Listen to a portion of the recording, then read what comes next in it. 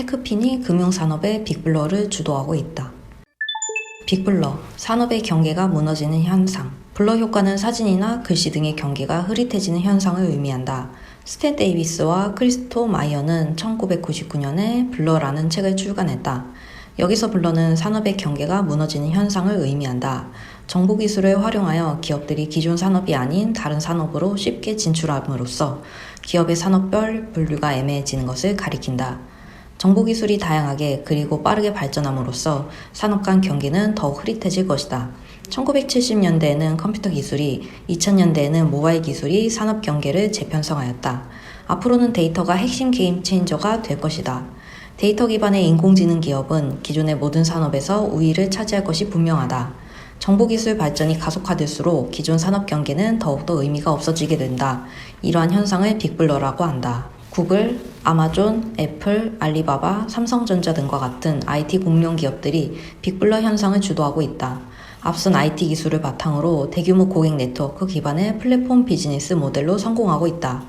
플랫폼을 통하여 고객을 점유하고 모든 것을 팔 수 있는 기반을 확보하였기 때문이다. 원가 우위 또는 차별화는 더 이상 경쟁 우위를 보장하지 않는다. 빅테크 기업들이 일으키는 빅블러 소용돌이에 어떻게 대응하냐가 관건이 되고 있다. ICT 기술이 대규모 네트워크 기반의 플랫폼과 통합되면서 고객들의 서비스 참여 또한 증가시켰다.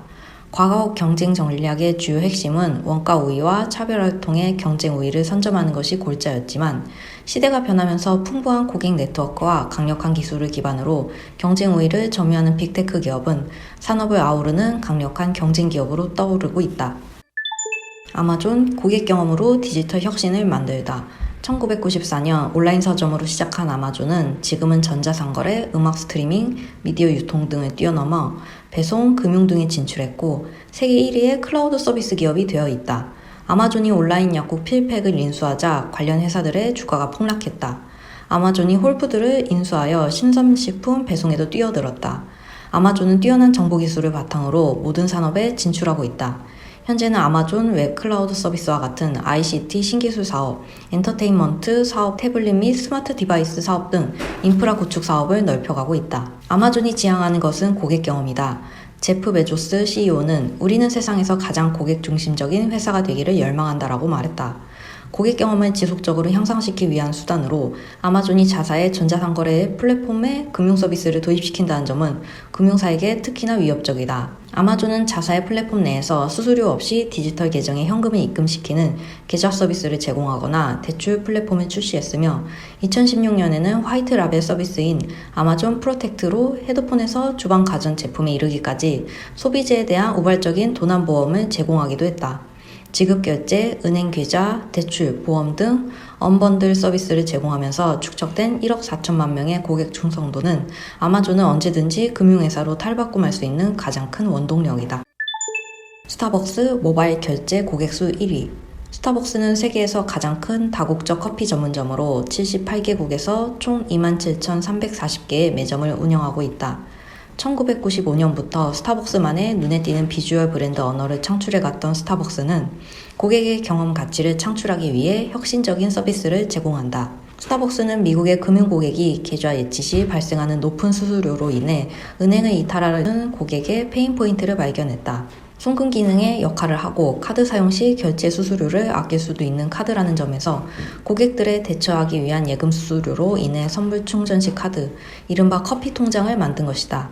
2018년 미국에서 가장 많은 모바일 지급 결제를 이용하는 고객을 보유하고 있는 기업은 애플페이도 구글페이도 아닌 스타벅스이다. 2011년부터 도입된 선불 충전식 스타벅스 카드는 고객들에게 규제받지 않는 은행이 되면서 충성심을 부여하기 위한 전략의 일환이 되었다.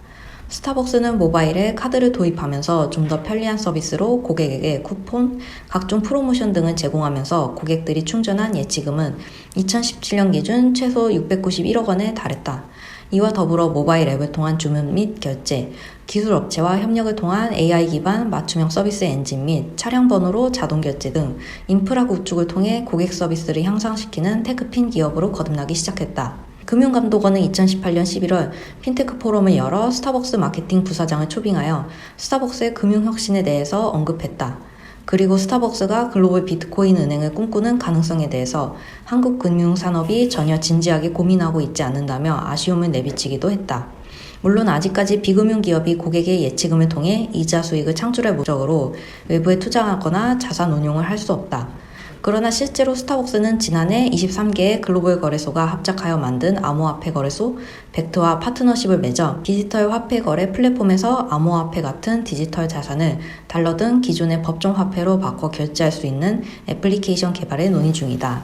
암호화폐를 기반으로 스타벅스가 금융 플랫폼 사업에 뛰어든다면 각국의 스타벅스 매장에서 다양한 통화로 선불금을 충전할 수 있고 중개 시스템을 통해 환율 또한 지역에 따른 금융 규제 없이 어느 곳에서나 결제될 수 있다. 나아가 자산관리, 대출, 보험 등 디지털 자산에 특화된 다양한 금융산업이 나올 경우 스타벅스가 창출할 부가가치는 상상을 초월할 것이다. 엔트파이낸셜 고객 데이터를 기반으로 금융 플랫폼 완성. 중국 최대 전자상거래 플랫폼 알리바바 그룹으로부터 2011년에 분사한 엔트파이낸셜은 알리바바의 5억 명의 고객 데이터를 기반으로 전통적인 금융 영역의 서비스를 제공하면서 자연스럽게 고객들에게 스며들었다.